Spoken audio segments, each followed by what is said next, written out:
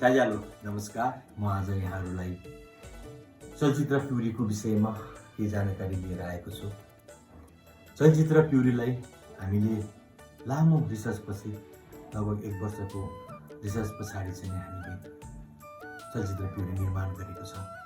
अहिले यति बेला चाहिँ वैशाख 2083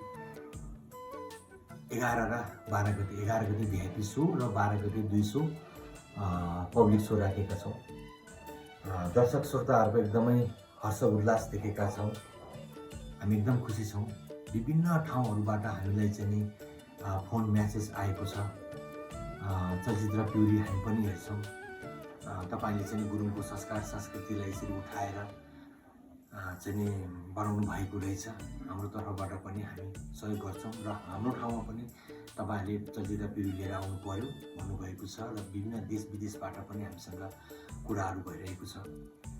चलचित्रको निर्माण हामीले चलचित्र प्युरीको टिमको लागि मात्रै बनाएको होइन, यो नितान्त गुरुङहरूको लागि बनाएको हो।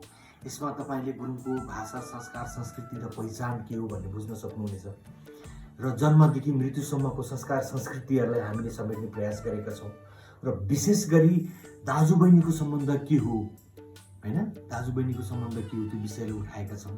एउटा जिउँदो हुँदाखेरिको माइती चेली र मृत्यु भइसके पछाडि पनि दाईको कर्तव्य, दाजुभाइको कर्तव्य र माइतीको चेलीको जुन सम्बन्ध के रहन्छ भन्ने कुराहरू हामीले यस चलचित्रमा प्रस्ताउन खोजेका छौँ।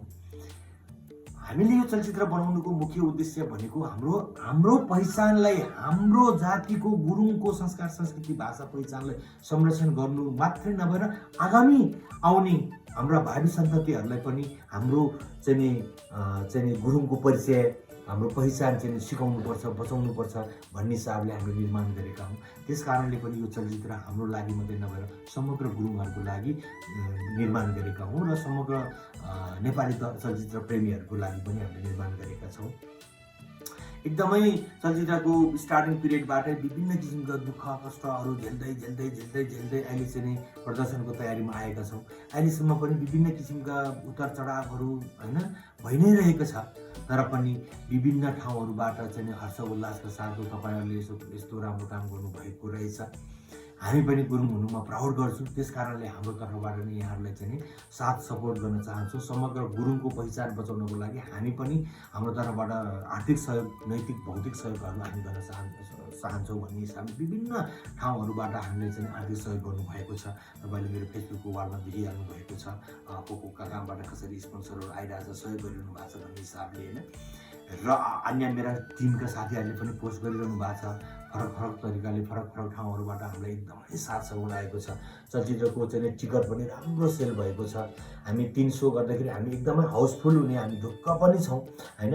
र विभिन्न ठाउँहरूबाट अब हाम्रोमा पनि चलचित्र प्युरी लिएर आउनु पर्यो, हामी पनि हेर्न चाहन्छौँ भनेर जुन किसिमको उत्साह चाहिँ पूर्वक चाहिँ इच्छा जागेर उहाँहरूले चाहिँ हामीलाई विभिन्न चाहिँ फोनबाट म्यासेन्जरमा अथवा विभिन्न सामाजिक सञ्जालहरूबाट जो कन्ट्याक्ट गर्नु भएको छ, मैले चिन्ने मैले नचिन्ने सबैले चाहिँ माया गर्नुभएको छ। त्यसका लागि धेरै धन्यवाद दिन चाहन्छौँ।